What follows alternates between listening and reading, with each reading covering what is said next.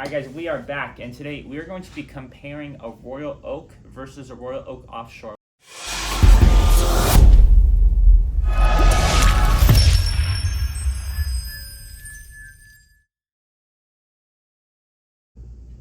Alright, so let's take a look at the Offshore and the Royal Oak. Now, right off the bat, you can see, let's talk about the boxes. You can see right off the bat that this comes with a second strap, and that kind of shows you what these watches are made for. You see, this Royal Oak goes more like a suit and private, like I would be more comfortable wearing this to private events with a suit or wedding, celebration of life or whatever. And this I would feel more comfortable wearing every day, but I wouldn't want to wear this with a suit because of how big this is.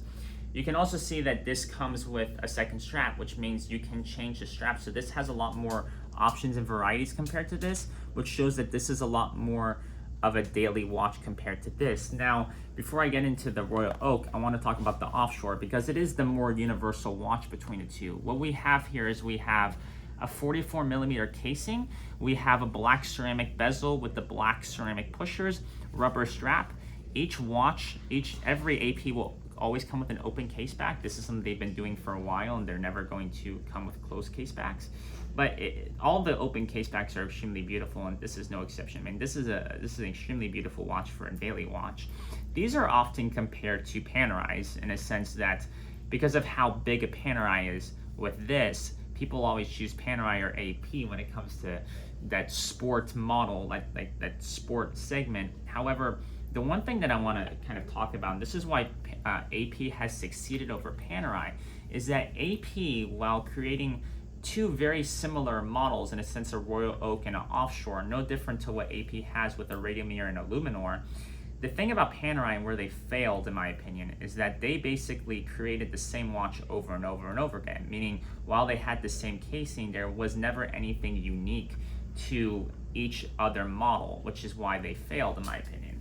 With AP, what they've done is even though they have the same model going forever, they do enough things different to the point where they make it similar in a sense where with the Offshores, they have rose gold, yellow gold, stainless steel, titanium, ceramic, also having an Inspired by Music edition, which is, while it's the same watch, is different enough to make it unique from its own thing. They have a Royal Oak Offshore all stainless steel. They have this one like the black ceramic one. They have a titanium army green one. So the colors and the options that the Royal Oak the Offshore has is what makes it more of a success than a Panerai. Now, when it comes to the horology aspect of it all, AP just makes better movements, and it's just a better household name. It's just a better watch in general based on its watchmaking and its craftsmanship.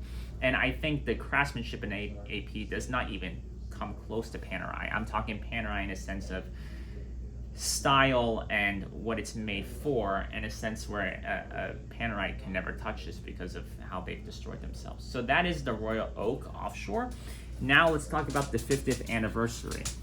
This is an extremely beautiful watch, more of a dress watch, but you can still wear this daily if you want to. This is 42mm, full rose gold casing. It also comes in stainless steel, but I don't believe it comes in ceramic or titanium, which is where the Royal Oak has more options. But this comes in either yellow gold, rose gold, stainless steel, I think platinum in some cases.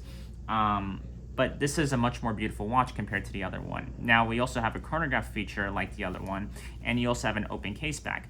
What you can see with these is that it doesn't have the pushers on the back, and that's because with the Royal Oak, you're not really going to be changing straps as much.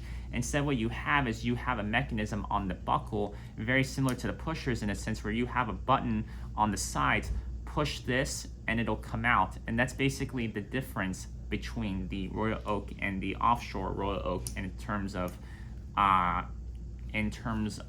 functionality and what are the differences between the two. Both are using that same push mechanism, just in different ways.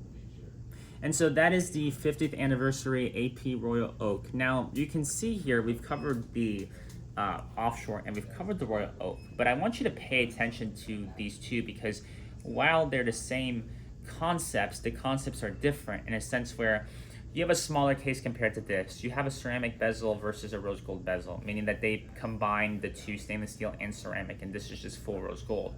You have different straps, you have different pushers, and so the concepts are very similar, but yet the concepts are also very different in a sense of their designs.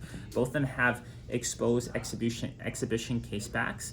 Both of them are the same design, but yet being different. And I think this is what has made AP still current in today's market, in a sense where these concepts have been used for a lifetime. This is still the same concept as a diver from 2012. This is still the same concept from a Royal Oak from 2005, if in some cases.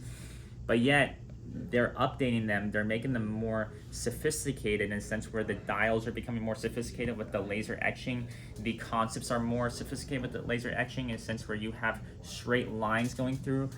And they're both very pretty watches, but I think this is what has made AP so successful today, is that while even this watch, the Royal Oak Offshore, same watch across the board, however, with the additions that they're coming out with the tourbillon concept Royal Oak Offshore and the Inspired by Music edition Royal Oak Offshore, while the watch is the same, the watch is different, and I think AP has done a good job at this.